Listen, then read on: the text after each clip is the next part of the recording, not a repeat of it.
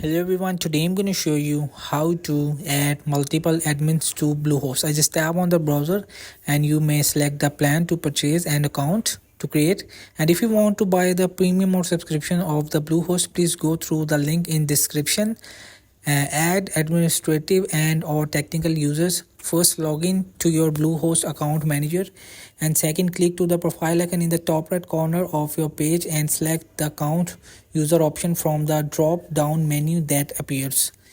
So third, next to the account you wish to add a user, to click the manage button, and fourth, scroll down to user roles permission selection and click the plus add user button. And 5, enter the name and email address of the user you would like to add. Select the role they will have in your account and then click the invite button.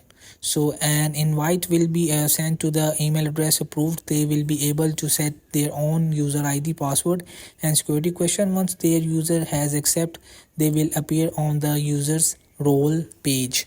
So that's the point. And from the user role permission page, you can also edit or remove user roles. Click the edit button next to the user and wish to update. So you will have to this. So edit user role, select the role you wish to update the user to. So then click the save button. So hope this video helped you. Please don't forget to like and subscribe and get notified for more videos.